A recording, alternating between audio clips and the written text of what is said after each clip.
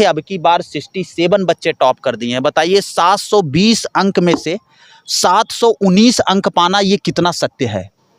एक सेंटर से 6 बच्चे टॉप कर जाना ये कैसे हो सकता है। तो वाकई में ये सवाल है। लेकिन नमस्कार दोस्तों, एक बार फिर से कवि संतोष चैनल पर आप सभी देशवासियों का हार्दिक स्वागत। बंधन कहते हैं कामयाबी का रास्ता सीधा नहीं होता है, लेकिन कामयाब हो जाने के बाद हर रास्ता सीधा हो जाता है। आपकी कर्मठता, आपकी मेहनत जब सफल होती है, सार्थक होती है, तो आपके सपने साकार होने लगते हैं। इसी तरह से पूरे पूर्वांचल में एक न्यूज़ की चर्चा है। वो न्यूज़ जनपद जौनपुर से संचालित होता है, जिसके मुख्यतः मालिक जो है प्रवीण कुमार नाविक जी हैं, और वो यूट्यूब पर जो चैनल न्यूज़ के नाम से चलता है, पीजी न्यूज़ के नाम से चलता है। मैंने एक बार बहुत पहले सी खबर लगाई थी, तब इस चैनल के सब्सक्राइबर थे 5 लाख। आज इस चैनल के सब्सक्राइबर हैं 8 लाख। लगभग 3 महीनों में 3 लाख की वृद्धि हुई है। और निश्चित तौर पर प्रवीण की जो मेहनत है, वो मेहनत समझिए बुलंदियों पर चढ़ के बोलती है। इनकी मेहनत आप तक जाए, इनकी सफलता का राज आप तक जाए, और कैसे दिन प्रतिदिन ये सफल होते जा रहे हैं। आज पूरे पूर्वांचल में एक ख्याति है प्रवीण जी की। आइए मैं सीधे प्रवीण से मिलता हूं और उनकी ज़ुबान से उनकी सफलता का राज अब तक छोड़ता हूं। जी आइए, स्वागत है। बहुत बहुत धन्यवाद भैया आपका, और आपके दर्शकों का बहुत बहुत धन्यवाद। बहुत अच्छा लग रहा है आपसे पुनः मिलकर, बहुत अच्छा लग रहा है। सबसे पहले तो मेरी तरफ से आपको ये टाटा पंच लेने के लिए बहुत बहुत बधाई, शुभकामनाएं। जी, ये तो आप लोगों का प्यार आशीर्वाद है और जनता जनार्दन का प्यार है जी। और ये तो बस इन्हीं लोगों का आशीर्वाद से सब कुछ हो रहा है। सबसे बड़ी बात यह है कि जितनी मेहनत आप फील्ड में करते हैं, एक मैं देखता हूं कि सुबह से लेकर शाम तक, शाम से लेकर रात तक, फिर रात से सुबह तक, यानी जनता के लिए जनसेवक के रूप में जितनी कर्मठता से आप इस उम्र में मेहनत कर रहे हैं, उस मेहनत का परिणाम अच्छा होना चाहिए, हो भी रहा है। और दौड़ जितनी लंबी है आपकी, उसके लिए ये साधन भी जरूरी था, बहुत जरूरी था। तो मेरी तरफ से बहुत बहुत बधाई। बहुत बहुत और प्रवीण जी, मैं सबसे पहले कुछ आज विशेष तौर से जानना चाहता हूँ जी कि सबसे पहले ये जो दिमाग में आपके चलता है कि चैनल के प्रति या जनता के प्रति मुझे इतना सतर्क रहना है, ये कहाँ से आपके मन में आता है और क्यों आता है? क्या होता है कि कुछ चीज़ें ऐसी होती हैं जो बहुत तेज़ी से सोशल मीडिया पर ट्रेंडिंग में आती है। जी। और हम लोग चाहते हैं कि भैया वो चीज़ छूटने ना पाए। पकड़ना है तो हाँ, पकड़ना है तो पकड़ना, ये नहीं हाउ चाहे जैसे। और मेरे पास आज ये 1 महीना से भगवान की कृपा से मेरे पास गाड़ी है, और उसके पहले हम बाइक से चलते थे, तब भी हमारी मेहनत वही होती थी। हम 200 किलोमीटर, 250 किलोमीटर भैया हम बाइक चला देते थे। हाँ, चला देते थे। बस मेरे अंदर ये था कि मुझे अपने चैनल के प्रति सचेत रहना और अपने चैनल को एक अलग लेबल देना है। हाँ, और समाज में आज आप भी काम कर रहे हैं, हम भी काम कर रहे हैं, तमाम हम जैसे लोग, तमाम बहुत सारे लोग न्यूज़ चैनल पर काम कर रहे हैं। सबकी एक चाहत होती है, वैसे मेरी भी चाहत है कि अगर हम कहीं पर खड़े हो जाएं तो लोग मुझे पहचान जाएं, मेरे कामों से लोग पहचान जाएं। बस यही छोटी सी इच्छा है। अच्छा, और अब चुनाव पे थोड़ी सी बात करते हैं। बिल्कुल। ये चुनाव के समय काम कर रहे थे आप। मैंने देखा कि आप गोरखपुर, आजमगढ़, बलिया, बनारस, अयोध्या, लगभग अगल बगल के सारे जनपद को, पूरे पूर्वांचल को आपने कवर किया, ठीक ना? एक विशेष मुद्दा मेरे समझ में आता है, अयोध्या में बात करते हैं। जी, अयोध्या पे बात करते हैं। ये मेरी समझ से कि जो आज वर्तमान राजनीति का हब है, और जय श्री राम या नारा या मंदिर निश्चित तौर पर देशवासियों के लिए सुखद भी है।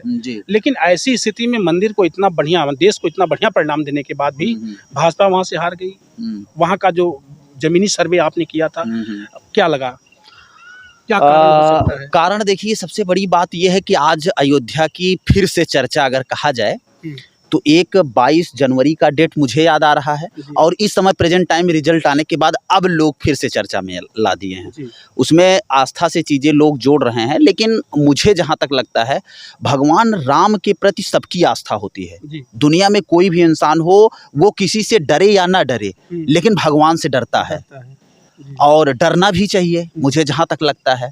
और कुछ लोगों को ये लगा कि कुछ लोग ऐसे हैं जो भगवान से नहीं डरते हैं, अपने आप को भगवान समझते हैं। अब वो चाहे बहुत सारे लोग हो सकते हैं। तो ये जनादेश है और ये लोकतांत्रिक देश है भारत देश, मैं जहाँ तक समझता हूँ। और यहाँ पर लोग बड़े सूझबूझ के साथ कार्य करते हैं। अयोध्या में लोगों ने अपनी सूझबूझ को दिखाते हुए लोगों ने कहा कि अब की बार नहीं, कुछ अलग होना चाहिए। तो वहाँ से लल्लू सिंह को चुनाव लोग हरवा दिए और अवधेश कुमार जी को चुनाव जिता दिए। नहीं, मैंने देखा कि जी, जी। अयोध्या जो मंडल है, जी जी जी मैंने फैजाबाद मंडल में जी। 5 लोकसभा है जी बिल्कुल। और भारतीय जनता पार्टी 5 लोकसभा चुनाव हार गई, बिल्कुल। 5 लोकसभा चुनाव हार गई। बिल्कुल बिल्कुल। और मजे की बात यह है कि अयोध्या यानी फैजाबाद जो लोकसभा है उसमें 5 विधानसभा है, 4 विधानसभा की चुनाव हार गई। बिल्कुल। तो जहां देश में इतने बड़े जनाधार की पार्टी जय श्री राम के नारों के साथ देश में इस तरह से लगी रही, मेरे सवाल करने का मतलब यह है, मैं बतौर पत्रकार आपसे जानना चाहता हूं कि वहां की जो जमीनी हकीकत रही है, वहां के लोगों के बीच में क्या ये मुद्दा आया नहीं? बिल्कुल। देखिए मंदिर बना। आपको बता दें भैया कि सबसे बड़ी चीज़ है ये, आप भी अगर कहीं गए होंगे या कहीं डिस्कस किए होंगे, हम जहाँ तक समझते हैं पब्लिक के बीच में जो चल रहा था कि सब लोग ये मानते हैं कि देश के सबसे लोकप्रिय नेता प्रधानमंत्री नरेंद्र मोदी जी हैं, उत्तर प्रदेश में योगी जी हैं, लॉ एंड ऑर्डर ठीक ठाक चल रहा है, सारी व्यवस्थाएं ठीक ठाक हैं। आखिरकार बड़े बड़े जो देश के नेता हैं वो बेरोजगारी पे क्यों नहीं बात कर रहे हैं, शिक्षा पे क्यों नहीं बात कर रहे हैं, पेपर लीक पे क्यों नहीं बात कर रहे हैं? अगर इन मुद्दों पे बात नहीं कर रहे हैं तो क्या रीजन है भाई? मंच से बड़े बड़े भाषण हो रहे हैं कि हमने इतना लोगों को गैस कनेक्शन दे दिया, हमने इतने लोगों को फ्री में राशन बंटवा दिया। भाई हमने कितने लोगों को रोजगार दे दिया, ये भी तो मुद्दा है देश में। सही है कि नहीं? अगर मैं गलत बोल रहा हूँ तो बताइए। तो लोगों के जहन में ये मुद्दे चल रहे थे भैया, जो हम लोग ग्राउंड पे देखे। और मैं आपको बता दूं, मैंने तो कई जगह ये बात बोल दिया अपने ऑन कैमरा, बहुत सारी चीजें मैंने बताया लोगों को कि भारतीय जनता पार्टी के कार्यकर्ता साहब नाराज हैं। इस समय नाराज थे। कई लोकसभा सीटों में मैंने ये देखा कि भैया ये बताइए कि जब हम लोग बार बार शीर्ष नेतृत्व से ये कह रहे हैं कि कैंडिडेट बदलिए, कैंडिडेट बदलिए, कैंडिडेट बदलिए, क्या ये लोग समझते हैं, तानाशाह समझते हैं कि मतलब मैं जो चाहूँगा वो होगा? तो इसलिए भैया अब की बार हम लोग नोटा दबा देंगे लेकिन बीजेपी को वोट नहीं करेंगे। बहुत सारे लोगों ने ऐसे बोला और वो सब वीडियो हमारे पास है, मैंने वीडियो को बराबर दिखाया है अपने न्यूज़ चैनल के जरिए। तो इतना नाराज़गी जब लोगों के अंदर आ जाएगी तो कहीं न कहीं कुछ न कुछ लफड़ा तो होगा। और बहुत सारे लोगों ने हमसे जानने का प्रयास किया कि आपके सर्वे के अनुसार क्या होने वाला है। रिजल्ट आने के पहले मैंने कई लोगों से बोल दिया था, हमारा फेसबुक लाइव है रिजल्ट आने से पहले, एक बार आप चला के सुन भी सकते हैं। मैंने अपने लाइव में बता दिया था, मैंने वोट देने के लिए अपने जौनपुर में 25 तारीख को वोट था, उसके पहले मैं लोगों से अपील कर रहा था कि लोकतंत्र का ये महापर्व है, आप सभी निकलिए घर से और ज़्यादा से ज़्यादा वोट करिए। लेकिन मैंने उस समय ये भी बात बोल दिया था, बहुत सारे लोगों ने हमसे कमेंट में पूछ रहे थे कि भैया आपके हिसाब से क्या लग रहा है, किसकी सरकार बनेगी? तो हमने उस समय बता दिया था कि यूपी का चौंकाने वाला रिजल्ट आएगा। और वाकई में यूपी का जो रिजल्ट है वो चौंकाने वाला रिजल्ट है। अखिलेश यादव की लोग बड़ी भूमिका मान रहे हैं और देश के सबसे बड़ी तीसरी बड़ी पार्टी बन गई। हाँ, अब ये समझ लीजिए। तो कहीं न कहीं ये लोगों का जनादेश था और ये लोग चाहे हैं। ऐसे में विपक्ष का मजबूत होना भी मेरी समझ से बेहतर होगा देश के लिए। बिल्कुल। अच्छा, और एक मुद्दा और है, जब हम और आप या कोई भी बंधु जब पत्रकार की भूमिका में आता है तो देश की व्यवस्था के लिए पत्रकार यानी मीडिया जो है ये चौथा स्तंभ है। बिल्कुल बिल्कुल। ऐसे में कुछ पत्रकारों को, कुछ पत्रकार बड़े लेवल के जो पत्रकार हैं वो गोदी मीडिया कहना, चापलूस मीडिया कहना, इस तरह के शब्दों का इस्तेमाल करते हैं। तो जो जंग चल रहा है पत्रकारों के बीच में या जो हम लोग देखते हैं, ऐसे में क्या लगता है कि पत्रकारिता की निष्पक्षता मरी जा रही है? लोग कह रहे हैं कि जो स्ट्रीम मीडिया है लोग उसके ऊपर आरोप लगाते हैं और क्यों लगाते हैं ये तो मुझे नहीं पता है, लेकिन आम पब्लिक है, जैसे एग्जाम्पल देना पड़ेगा। सोशल मीडिया पर वीडियो भी वायरल हुआ था, आप जानते भी हैं। अंजना ओम कश्यप देवरिया गई थी, आपने देखा हेलीकॉप्टर से उतरते ही पब्लिक का आक्रोश क्या था। तो कहीं न कहीं मुझे लगता है कि चाहे वो बड़ी मीडिया हो चाहे जो हो, अगर वो निष्पक्षता से कार्य नहीं करेंगे तो यही पब्लिक है जो हम लोगों को दिन रात जीरो से हीरो बनाती है और यही पब्लिक है जो हम लोगों को गिराती है। आपने एक बड़ा एग्जाम्पल शुरुआत किया इंट्रो में, ये टाटा पंच है। ये टाटा पंच मैं मेहनत किया हूँ, सही है, लेकिन अगर शायद उत्तर प्रदेश, बिहार, झारखंड, भारत की समस्त जनता मुझे प्यार नहीं देती, 1-1 मिलियन लोग वीडियो नहीं देखते, 3-3 4 दिन में 1-1 मिलियन लोग वीडियो देखते हैं, और यूट्यूब पर जब आप हमारे चैनल के बारे में अच्छे से चीज़ों को एनालिसिस करेंगे तो लगेगा कि वाकई में जनता जनार्दन की ये देन है, तब ये आई है। और ये मैं तो मेहनत किया हूँ, लेकिन अगर पब्लिक यही मुझे देखना पसंद ना करे तो मैं कुछ नहीं कर सकता हूँ। तो वही पब्लिक तो सारे नेता, मंत्री, विधायक और तमाम नेताओं के साथ कौन जुड़ता है? पब्लिक ही जुड़ती है, पब्लिक ही उसको उस लेवल पर पहुंचाती है। सही है कि नहीं? तो अगर जब तक ये लोग, इन लोगों का प्यार मिलेगा तब तक हम सत्ता कुर्सी पर बने रहेंगे।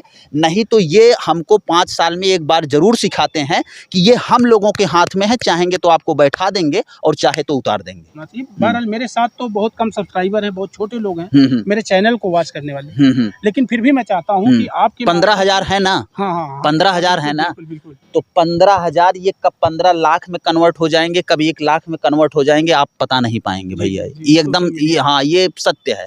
किस दिन कौन सी वीडियो आपकी कई मिलियन चली जाएगी, ना ये आपको पता है ना मुझे पता है। जब मैं खबरें बनाता हूँ, जब मैं वीडियोस करता हूँ, तो मुझे खुद नहीं पता रहता है कि ये वीडियो कैसे चली जाएगी। लेकिन कंटेंट जो है वो दिमाग में आता है, मेहनत से काम करते हैं, उस पर पूरा रिसर्च करके काम करते हैं, पता लगता है वो वीडियो 2-3 दिन में मिलियन निकल जाती है। तो ये 15,000 आपके लिए भगवान है। और इन लोगों से ये बताना चाहते हैं कि अगर आप लोगों को लग रहा है, ये अगर आप लोगों को लग रहा है कि ये चीज़ें गलत है, तो जमकर विरोध करिए। आप भारत के, आप ऐसे देश में खड़े हुए हैं जहां पर आपको पूरा बोलने का अधिकार है। आर्टिकल 19 हमें क्या कहता है कि आप अपनी बातों को देश में कहीं पर भी खड़े होकर रख सकते हैं। तो आराम से रखिए, कोई दिक्कत नहीं। हालांकि बहुत सारे लोग डरते हैं, लेकिन डरना नहीं चाहिए मुझे जहां तक। अब चुनाव खत्म हो गया, किस मुद्दे पे काम करेंगे आप? चुनाव खत्म हो गया, बहुत सारी चीज़ें हैं। हम लोग न्यूज़ क्रिएटर हैं, तो न्यूज़ का मतलब ये है कि कुछ न कुछ आपको हमेशा मिलता रहता है। हर महीने कोई न कोई ऐसी स्टोरी आती है जो देश में बहुत तेज़ी से चर्चा में होती है। आप आज यहाँ पर खड़े होकर बात कर रहे हैं, लेकिन मुझे लगता है कि नीट पर भी हम लोगों को बात करना चाहिए। अभी नीट का पेपर हुआ है, नीट का 4 तारीख को रिजल्ट आया है। नीट में भी बड़े स्ट्रीम मीडिया, बड़े लोग धांधली बता रहे हैं। हर साल जहाँ पर कम से कम बच्चे टॉप करते थे, अब की बार 67 बच्चे टॉप कर दिए हैं। बताइए, 720 अंक में से 719 अंक पाना, ये कितना सत्य है? एक सेंटर से 6 बच्चे टॉप कर जाना, ये कैसे हो सकता है? लोग अब सवाल से भटकते जा रहे हैं, कहीं न कहीं लोग बहकाने के चक्कर में अपने मुद्दे को छोड़ दे रहे हैं। तो ये सब सवाल है। अब बताइए कि ये जवाब होना चाहिए, जवाब होना चाहिए। हाँ, जवाब होना चाहिए। और आपको बता दें, मुझे जहाँ तक लगता है कि ये नीट एग्ज़ाम जो करवाया है, उसके ऊपर बहुत जल्दी से जल्दी कुछ न कुछ बड़ी कार्रवाई हो जाएगी। क्योंकि आपको बता दें कि बहुत सारे ऐसे बच्चे हैं जो दिन रात मेहनत किए थे और उन्हें उम्मीद थी कि इस वर्ष हम डॉक्टर बन जाएंगे। वो छत से कूद कर वो खुदकुशी, हाँ 3 बच्चे खुदकुशी कर, हाँ 3 केसेस है। तो बताइए, ये बड़ा मुद्दा है, इस पर हम लोगों को भी बात करना चाहिए। वाकई में देश में क्या चल रहा है? अगर अब वो बच्चे डॉक्टर बनेंगे जो सेटिंग प्लान से हुए हैं, जो ऐसा माना जा रहा है, हालांकि भाई सत्यता नहीं है कि मैं एकदम 100% श्योर होके बोला, हो सकता है कि आपकी क्लिप काट कर हमारे ऊपर भी कल केस करवा दिया जाए, कुछ भी हो सकता है। सही है कि नहीं? तो क्या है कि अब जो बच्चे जिन बच्चों को दिखाया जा रहा है, एक एग्जाम से 6 बच्चे टॉप कर रहे हैं, हमें तो लगता है कि एक बार उनको बैठा के फिर से उनका एग्जाम होना चाहिए, वाइवा की तरह होना चाहिए। रियल में देखना चाहिए कि फिजिक्स, केमिस्ट्री, बायोलॉजी जो इतना टफ सब्जेक्ट होता है, ये वाकई में सॉल्व कर सकते हैं।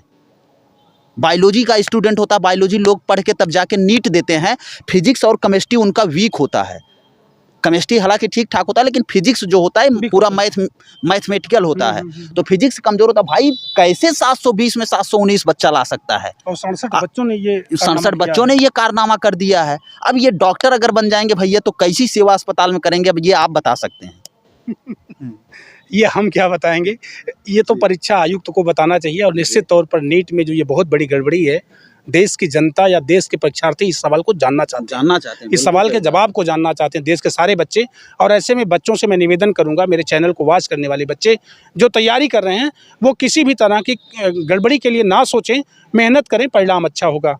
और मैं जाते जाते बस आपसे और एक सवाल करना चाहूँगा कि मेरे दर्शकों के लिए और इस चैनल पर काम करने वाले और बच्चों के लिए क्या कहना चाहेंगे? जितने भी लोग आपके चैनल को क्रिएटर लोग अगर देख रहे हैं, तो उनसे ये निवेदन है कि अपने ऊपर विश्वास करके दिन रात काम करें। एक दिन ज़रूर 110% सक्सेस होंगे। और मुझे उम्मीद है कि जब आप पहली बार इंटरव्यू किए थे, तब 4 से 5 हज़ार कितना सब्सक्राइबर था उस समय आपका? 3-4 हज़ार था, 1300 था। आप बताइए, और आज 15 हज़ार हैं। और आज ये बात बोल के जा रहा हूँ कि अब की बार अगर अब आप मेरा इंटरव्यू करेंगे, सिल्वर प्ले बटन धारक आप रहेंगे। 1 लाख प्लस सब्सक्राइबर होगा, देख लीजिएगा। अब हमारी आपकी तब मुलाकात होगी जब आप सिल्वर प्ले बटन अचीव कर लेंगे, और हो सकता है तब तक जगत जननी जगदम्बा जी की कृपा से पीजी न्यूज़ का हाँ मिलियन हो जाए और गोल्ड बटन आ जाए, तो दोनों भाई एक साथ पार्टी करेंगे। क्या बात है। अभी आप सुन रहे थे मेरे साथ जो है पीजी न्यूज़ के बहुत अच्छे पत्रकार जो है हमारे साथ जुड़े हैं जनपद जौनपुर से, प्रवीण जी, जो पीजी न्यूज़ पर काम करते हैं। और मुझे इनके साथ वार्ता करके इसलिए आप तक भेजने के लिए सोचा, मतलब इनके साथ वार्ता करके आप तक इसलिए पहुंचाना चाहा कि आप बहुत ही मेहनती और ईमानदार, बड़ी कर्मठता और निष्ठा के साथ पूरे प्रदेश में आपने चुनाव के दौरान जो वर्क किया है, निश्चित तौर पर वो सराहनीय और तारीफ़े काबिल है। उसका परिणाम आप जैसे भाइयों उसका परिणाम आपके सामने है, और मेहनत भी करते हैं आप। आपको पुनः बधाई इस गाड़ी के लिए, आपकी मेहनत के लिए, आपकी कर्मठता के लिए। बहुत बहुत धन्यवाद। बहुत थैंक यू। बहुत धन्यवाद भैया। बस ऐसे प्यार आशीर्वाद भैया का मिलता रहे, जनपद जौनपुर वासियों का मिलता रहे। बाकी तहलका मचाने के लिए हम लोग हैं, आप भी हैं, और आप भी इस फील्ड में आ गए हैं, मुझे बहुत अच्छा लगता है। चलिए अब हम लोगों के सीनियर बड़े भाई संतोष भैया जी भी आ गए हैं। तो मित्रों जाइए फटाफट, जल्द से जल्द आप लोग इस चैनल को सब्सक्राइब कर लीजिए, और हमारे कम्युनिटी में भी आप इस चैनल को पा जाएंगे, वहाँ से भी आप लोग ज़्यादा से ज़्यादा प्यार आशीर्वाद दीजिए। चलिए मित्रों, मिलते हैं फिर से हम और भैया किसी नेक्स्ट वीडियो में। तब तक के लिए हमें दीजिए इजाज़त। जय हिंद, जय भारत।